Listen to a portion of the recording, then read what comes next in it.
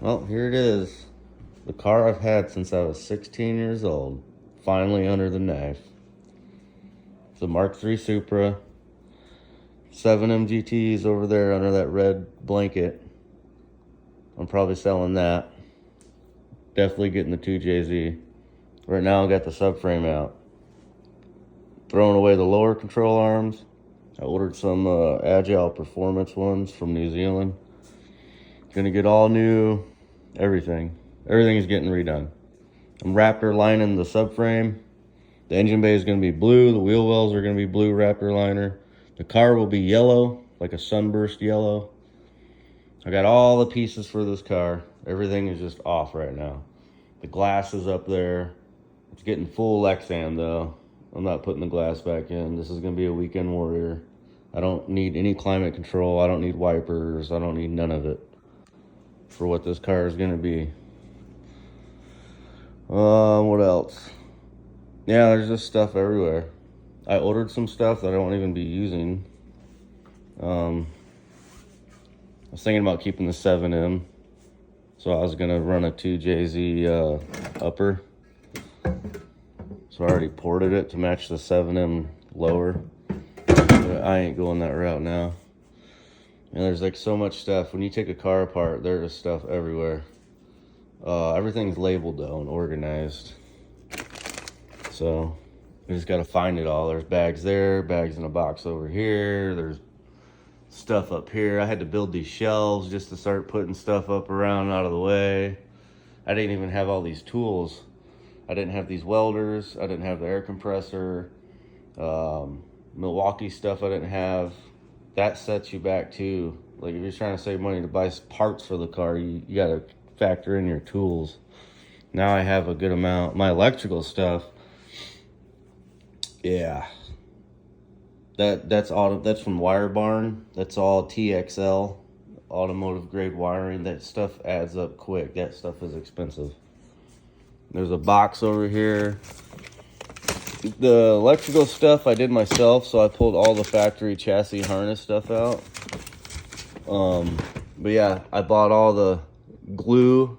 I think it's 3-to-1 connectors. Each one of these is basically $20. Each cell you see with different connectors. So that adds up. Then I got some of the bigger gauge stuff, like battery terminal wire, more wires, wire tools. There's the brand Wirefly on Amazon, or Wirefy. It's pretty decent. Loom, all kinds of stuff. I got authentic Denso coils, brand new. Something under here I was looking for. Oh yeah, this is known to get rusted out, so it's cut out. It's getting a basket welded in it. I started on the frame for it with my TIG welder. Just haven't finished it yet. And then it'll get like another lid put in. There's the rust holes over there. That's where it got bad. Went up the wheel well. So I got to cut that out, patch it. And then I'm going to bed line all this stuff. And then it's getting the interior back in. It's going to get probably a half cage, like a 6-point. And there's my panel that I built myself. It all works. That runs all the lights like factory off the cluster over there. I just got to tidy up on the wiring, but everything works. It was mounted over here, but I moved it because here recently I just did the engine bay, so I was prepping it because I need to get it ready for the bedline coat. So I didn't want to get any spray, and I was pressure washing in here. So a swimming pool is a good idea, actually. Catches all that nasty grime. But yeah, my name's Richard. I've had this car since I was 16. I just can't let it go. My first car. I sold it to my best friend. I joined the United States Army right after high school. Went to war, did all that stuff. Grew up pretty fast in the military, and then I got medically retired. So now I'm back home. I live in northern Indiana, hence the rust, but this car's not that bad. So he gave me the car back, even though I sold it to him for like $3,000. He put some money into the 7M, like it's got a header and all that stuff on it. But I'm not going that route. They're just unreliable. The parts are hard to find now. There was a cracked headlight bezel. I had to go on eBay, use parts to get a new one. Just little stuff. It's harder and harder to find. I just bought this 20-ton press. Drove 60 miles to go get it at another Harbor Freight because mine hasn't had one in stock in over a year. Went to go press out the bushings, and there's like literally no way to get a control arm. I don't know how people are doing it, but a Mark III control arm, trying to like stand it to where part of it is here in the center and then pressing it out just doesn't happen. So we put both in there. My dad was helping me. We ended up bending the control arm. That's why I bought the ones from New Zealand. There's like nobody that makes lower control arms for a Mark III. If they do, I haven't found them yet.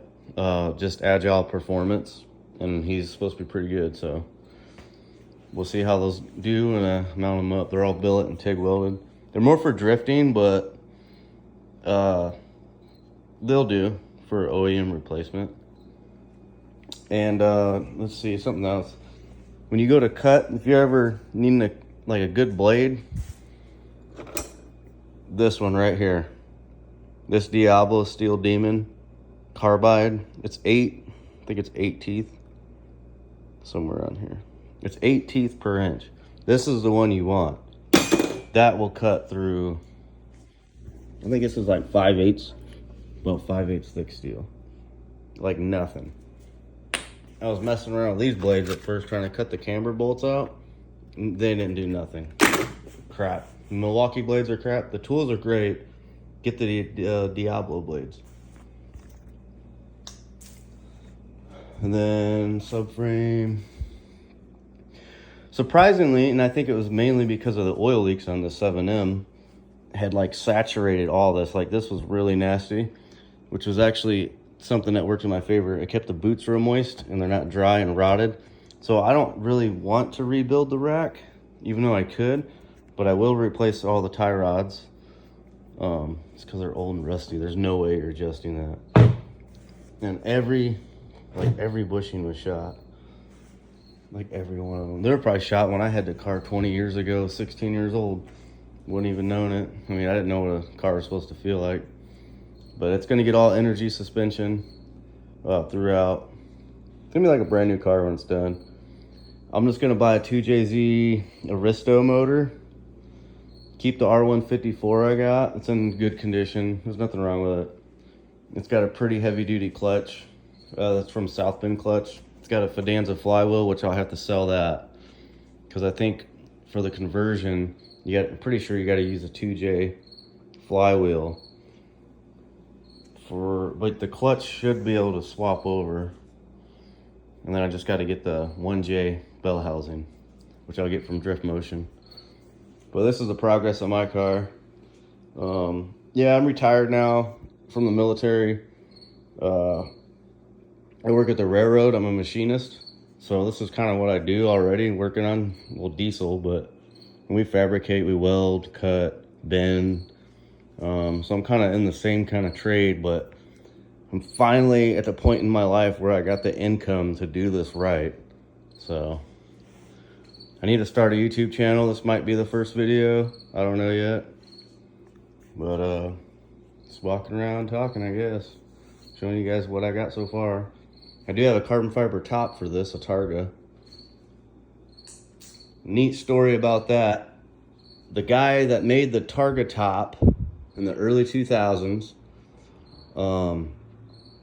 his name's Dwayne, and he had a white Mark III featured in Sport Compact Car magazine. I believe it was that one.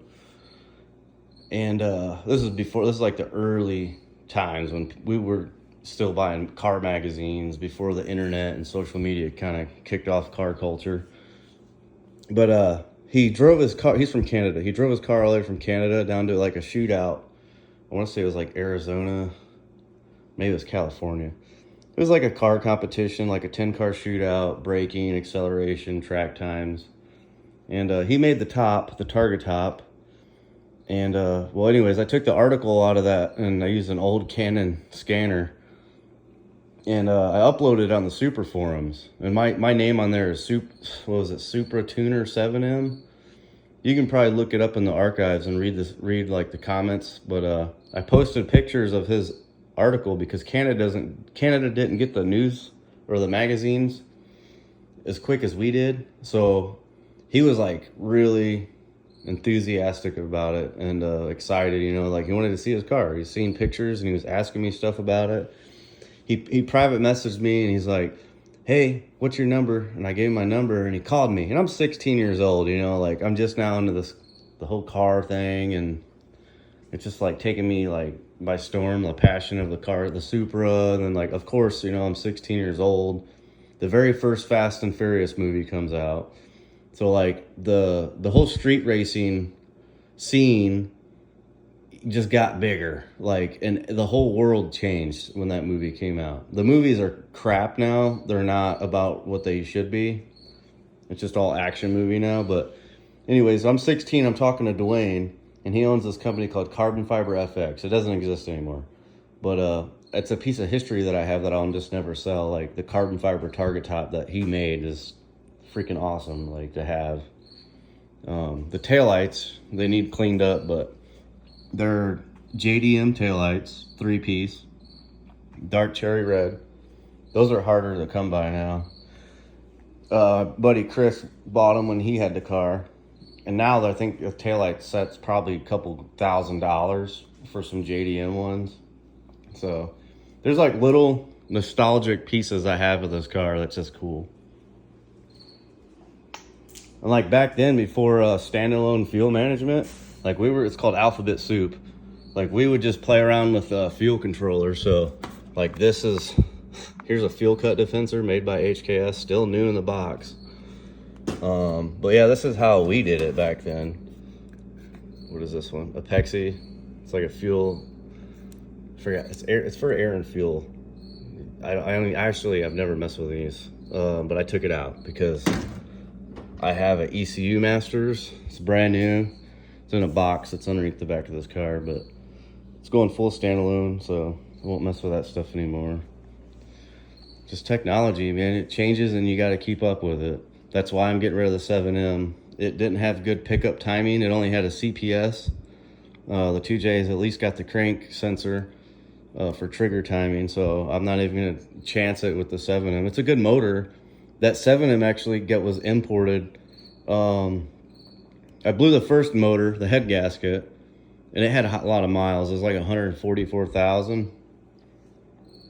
But so we're like, well, back then it was cheaper. Like $700, you can buy a 7M GTE engine from. We got ours imported from Canada through Osaka JDM Motors. $300 for shipping, so $1,000, and I got an engine that actually has like 42,000 kilometers on it. When Chris had the car, my buddy, he maybe put 5,000 miles on it and was driving it every day and parked it, it sat, and then it didn't start again. It was probably just a fuel pump relay or something. But it needs cleaned up more, but the valve covers have been somewhat polished up.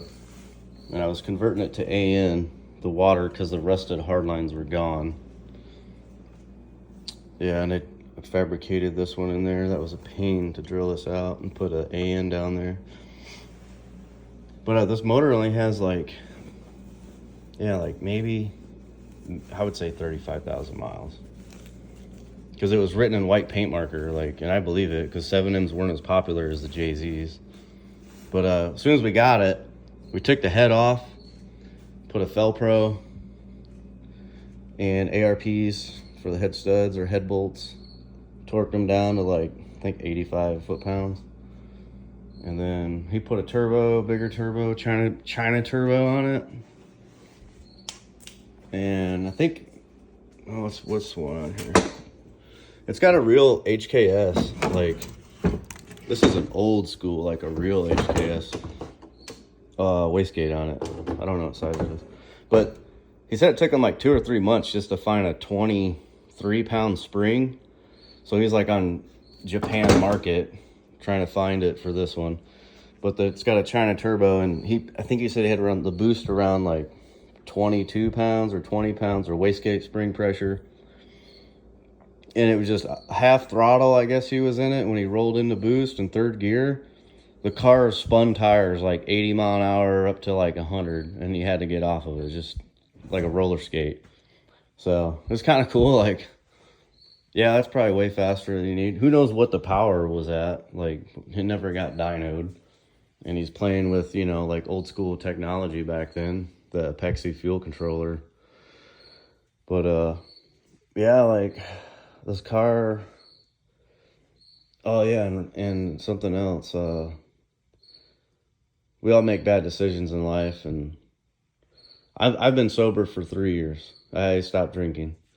But, he was going through a spill when he had this car, and he was drinking, and he's like, oh, I'm just going to bedline the whole car. Bad idea. It took me probably 2 months, a little bit at a time every day, to come out in this garage and take chisels to bedliner on this car to get it to where it is now. And this is just etched primer, bare metal. So you got like, and I feel bad for the guys that are doing it now. Like everybody wants to bedline their Jeeps and their trucks. When that stuff starts peeling or whatever, you want to redo it, you're not getting it off with the sander. You're going to be hand chiseling it off if you want to save that vehicle. So, but he rolled it on with a paint roller, and it just looked chunky. It was uneven. It was ugly. So I chiseled it all off. And then took my Makita, this orbital. This thing has been putting in work, man. Like, and then I bought the Harbor Freight.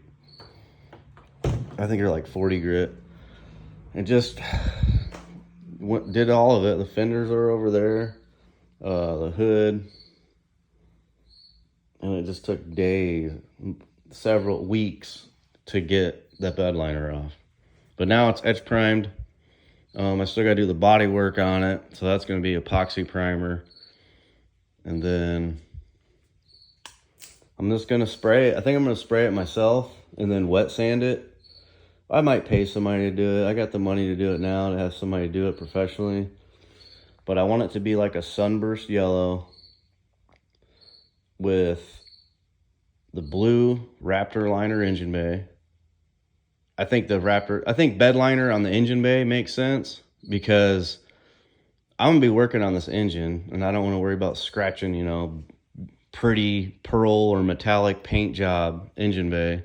So I think the bed liner makes sense for that. I don't know how it's going to hold up with heat. And the exhaust is just going to be off the turbo and then out. So it might get real hot right there. I might have to use some heat shielding. I don't know yet. But to me, it makes sense. And so yellow car, blue engine bay, wheel wells will be blue just because I'm going to have it all mixed up.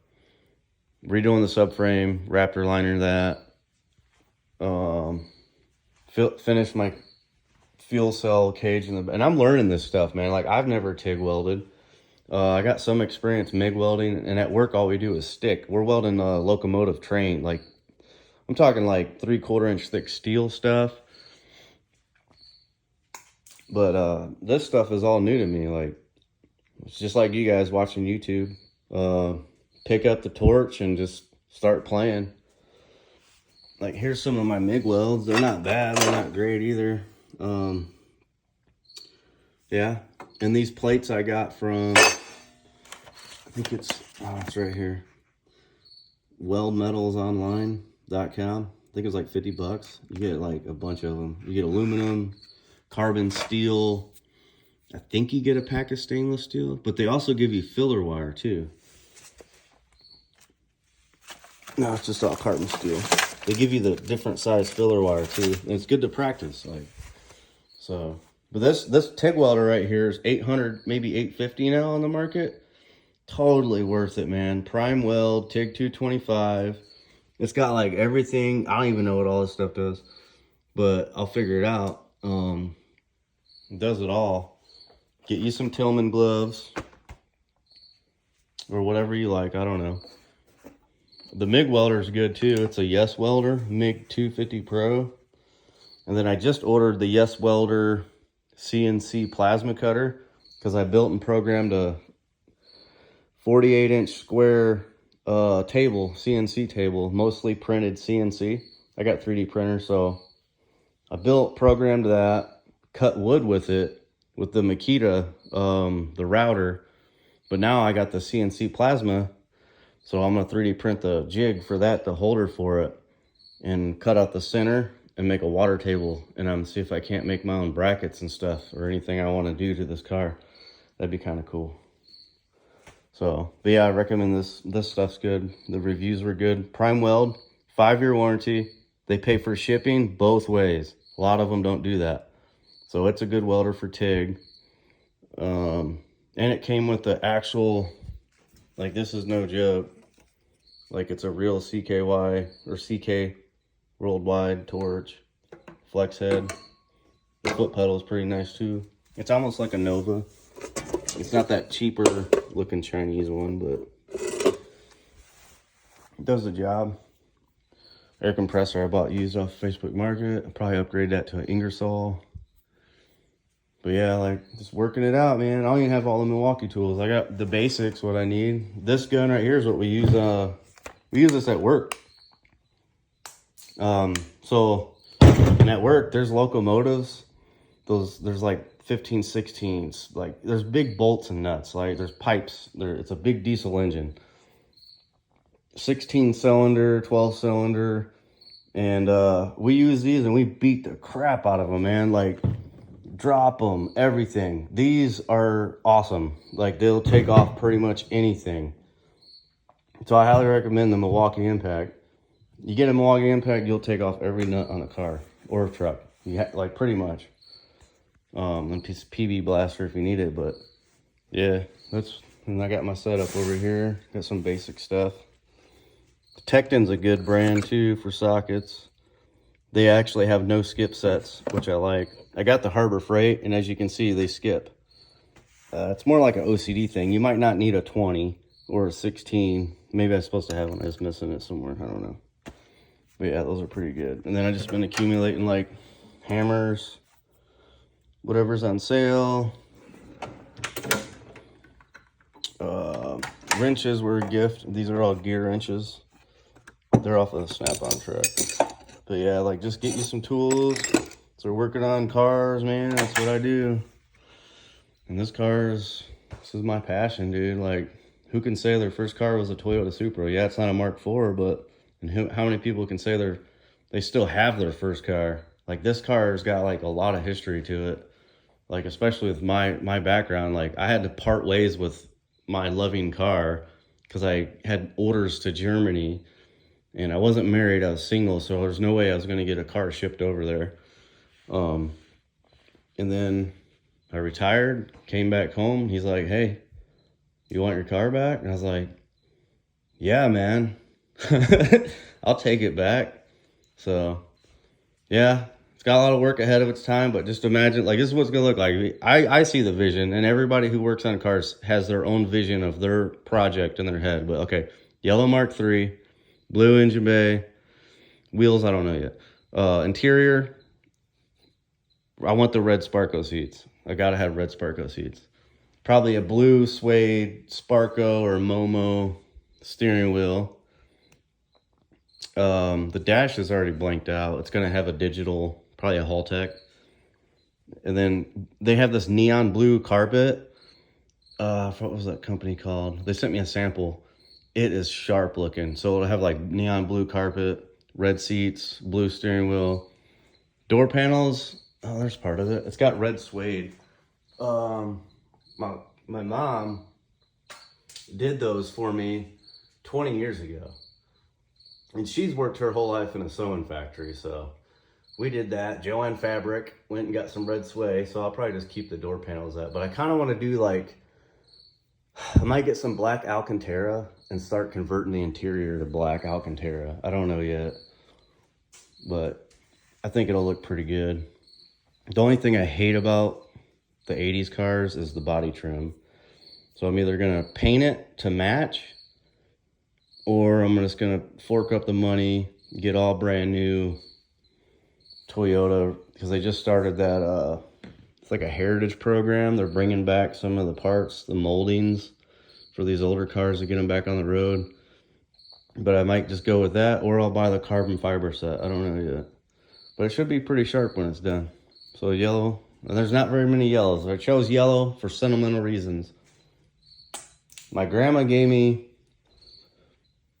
and I'm sorry, I'm not trying to brag or say anything, but my grandma gave me $2,000 for my first car. And back then, like, that was a lot of money. And this is the car I found. Well, this car found me, but her favorite color is yellow, so the car's going to be yellow. She passed away in 2017. So it's going to be yellow. And I was actually looking for a 240SX. And I found one, but they wanted $3,000 for it. And it's like a champagne goldish metallic color. And I was like really upset that day. And I was like, Dad, I really wanted that car. And he's like, well, we only got 2,000, you know, like, and it's only your first car. I was like, yeah, you're right. So we got home and my uncle came over. He's like, hey, he's like, what's that car look like? I think it's a hatchback and pop-up headlights. So he's like, I think I seen that car down the road. And he told us where to go. And I looked and I was like, oh, there it is. And I was like, wait, that's not a 240. What is that? I didn't even know about a Mk3 Supra. And I go up to it and I see on the back, the trim, it said Supra. I'm like, what? This is a Supra? And then the dude opened the hood and then, like, of course you're 16, you see a turbo and you're just like, oh, I want this car. And then we bought it. It was originally red, but it was resprayed with gold flake and it looked pretty bad. But my first car, I drove it. I probably only drove it like a couple months before I blew the head gasket. And then it sat that winter. And then we did the engine swap in a little tiny garage at my mom and dad's house. And it was me, my buddy Chris, my buddy Johnny, and my other friend Josh. And we just knocked it out on a weekend, like pulled the old one out, did the head gasket, and started it up, drove it, and then I joined the military and said goodbye to it, I guess. But yeah. Well, you guys take care, man. Hopefully I got some videos coming. I really need to get out here with the phone and record what I'm doing. I had plans. I have a tripod, and I just got this iPhone. It's like the 14 Pro Max with a terabyte of internal memory, so I can just start recording, but I haven't been. It's just like lack of motivation. Like, you go to work, you come home, you have personal lives, you know, you got family, kids. I got a son. He's 4. He's awesome. A wife. But you lose motivation. You get tired. And you just got to really push yourself. It's been a year, or over a year, and I only got this much done. Like, I've really been slacking, not working on this car. But hopefully I get some videos going. And stay tuned, I guess, guys. And then we'll see how this goes. There's Mk3 content on YouTube, but probably not a lot. I mean, I've probably watched everything on there. So we'll see how this goes. You guys take care. Subscribe. And don't look forward to any more videos like weekly or anything. Just keep your eye out. Maybe I will get some motivation and make a bunch of videos. I don't know yet. All right. Later, guys.